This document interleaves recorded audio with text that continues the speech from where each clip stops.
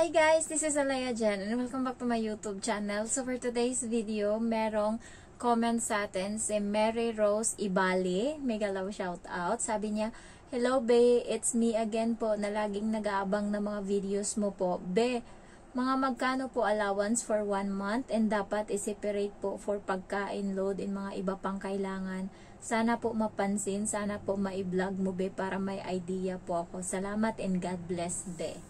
So, by the way guys, iba-iba tayo ng way of living, iba-iba tayo ng expenses, iba-iba tayo ng obligasyon sa pamilya. So, this is my own expenses sa isang month ko as a domestic helper dito sa Hong Kong. So, ang budget ko is 100 Hong Kong dollars sa load. So, nag-iiwan ako overall, malaki na sa akin yung 700 Hong Kong dollar. So, lahat na yan, kasama na load ko dyan, pagkain ko, lahat-lahat, mga personal hygiene ko, yung mga gamit ko, ayan, so kasama na dyan lahat-lahat. So, ang breakdown ko dyan is 100 yung load ko sa, ito, yung pang-vlog ko na cellphone, yung luma. So, 100 yan dyan, kasi nga, hindi pwedeng hindi ko siya loadan ng meron naman akong isang phone. Ang load neto is 100, good for 2 months na. Pero ito, 100 yung load ko dito sa isang phone. Isang buwan kasi nga, only data. Kahit mabagal yung data niya, pinapatos ko siya kasi nga, everyday ako nag-upload ng video. And kailangan, dito kasi, nagre-reklamo na to. Kapag sobrang gamit ko na sa data, nagre-reklamo na, bumabagal na siya. Inaano niya na, sobra na daw ako sa gamit. Pero itong isa, nagsasabi na sobra na, pero push pa rin kasi, siya, unlimited data siya. So, 100 sa load, and itong sa iPhone ko is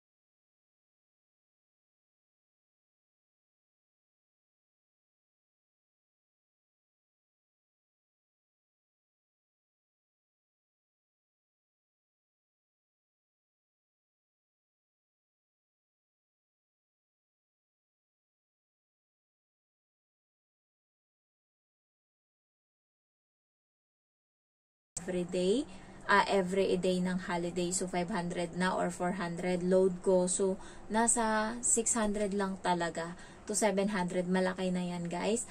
Dati nung may utang pa ako sa sa dalawang bangko is 550 ata yung budget ko sa loob ng isang buwan. Napagkakasya ko yun. Yun nga lang, medyo talaga, stress. Hindi naman medyo gipit. Kaya, todo YouTube talaga ako kasi yun yung pantawid gutom ko. Kapag wala na akong budget, ini-swipe ko lang yung card ko, yun, para makakabili ako kasi minsan nasa-short na ako.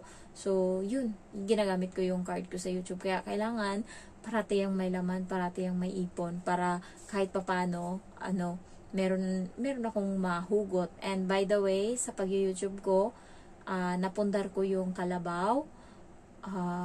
Next is, nakabili ako ng 25 na sako ng semento.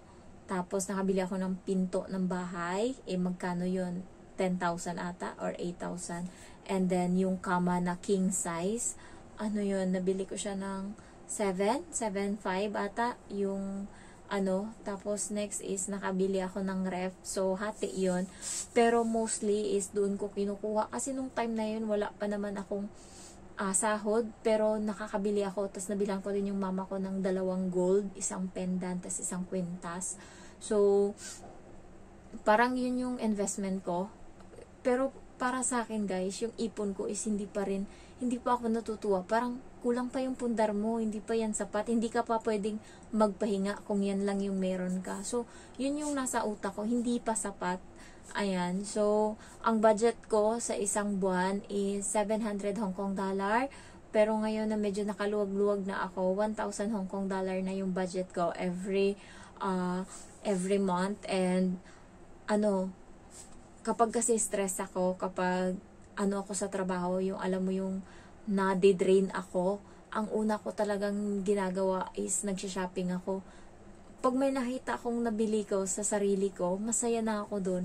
Ganyan ako, makabili lang ako ng ng damit, makabili lang ako ng kung ano-anong anik-anik, makabili lang ako kahit ano dyan. Parang satisfied na ako, uuwi ako na meron akong bubuksan na, ay, para to sa akin, para to sa sarili ko.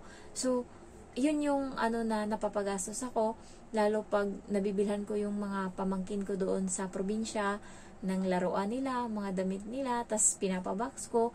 Kaya yung pabox ko is umabot din siya ng 10 Hong Kong dollar. Kasi nga, naipon-ipon siya dito. Umabot na sa 2 maleta na punong-puno, siksik yung naipon ko.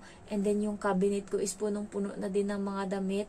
Tapos dito sa likod, kasi puro stock room, hindi alam ng amo ko na merong naka-plastic dyan na nakatago na para din sa mama ko. So marami din. And sa taas, sa higaan ko, katabi ko na din yung mga ipapabox ko nun, mga tungkod ng lola ko, tsaka papa ko, tsaka kung ano-ano ng anik-anik, marami dun.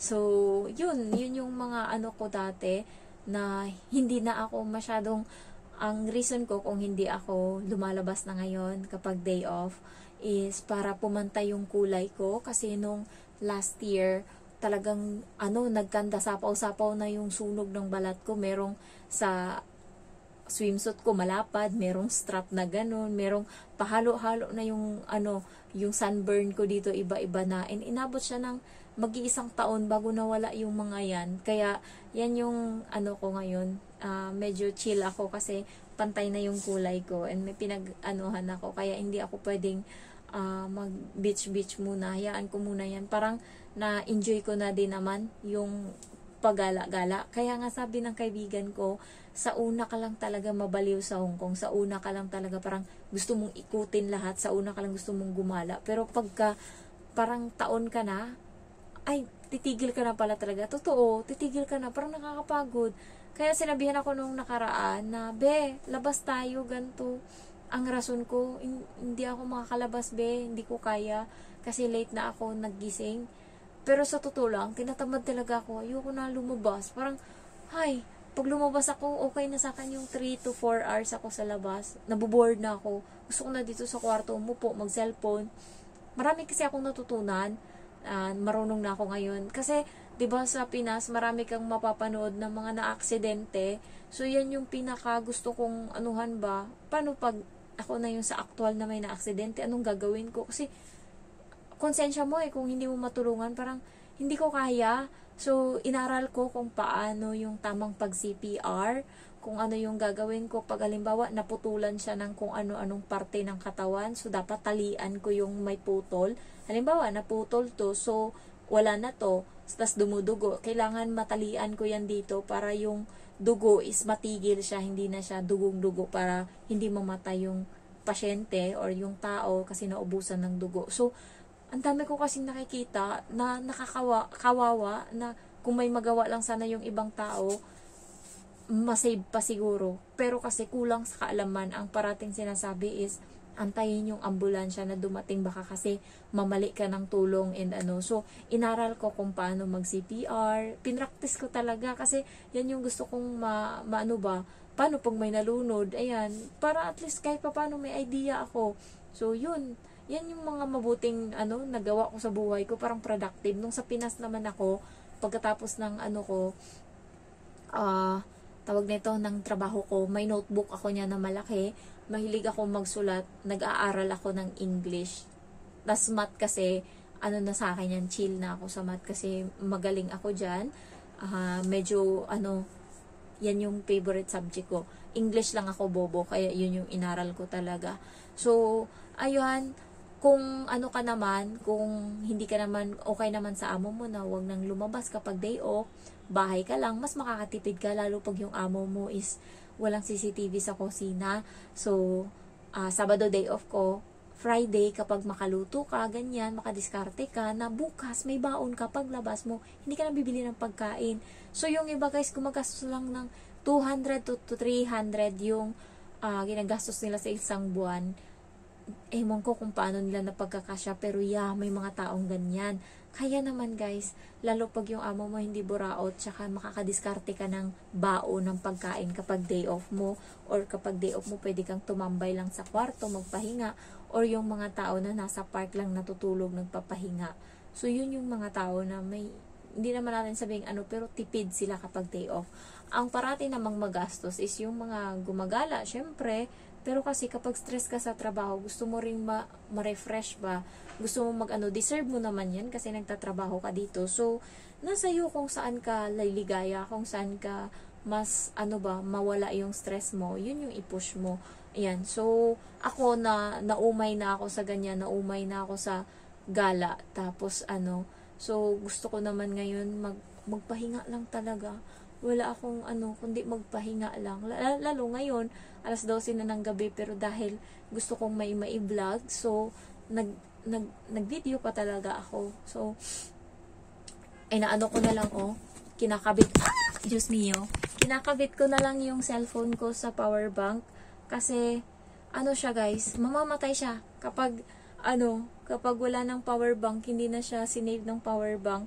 Nung nakaraan nga, may tumawag sa akin, tapos in-answer ko, pa siya, 60%, tapos biglang namatay siya, tapos ayun, patay-patay, hindi mo na siya ng matino, kaya, pero ayokong i-give up, kasi ang bilis-bilis ko mag-edit ng video, kapag dito sa luma na cellphone, kaya kong mag-upload ng video dito ng 5 hours lang, 5 minutes lang, kasama thumbnail, edit lahat, kasi hindi pwede na, basta mo lang yan i-upload sa YouTube, hindi ganyan yung dapat na way ng pag-upload. Dapat i-upload mo siya, i-private mo muna, maglagay ka ng caption, maglagay ka ng lahat-lahat, pati mga tags, tapos baguhin mo yung thumbnail na clickable ba, tapos title pa. So, yan, nagagawa ko siya ng easy dito sa iPhone, hindi ko magawa, mahirap yung iPhone, tsaka ayokong sirain yung battery niya.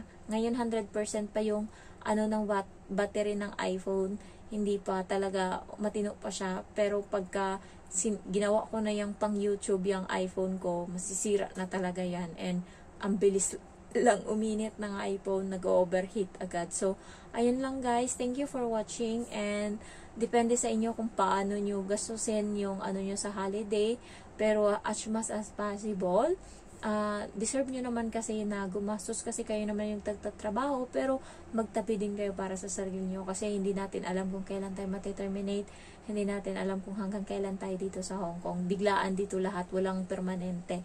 So, thank you for watching, and I love you all. Bye-bye.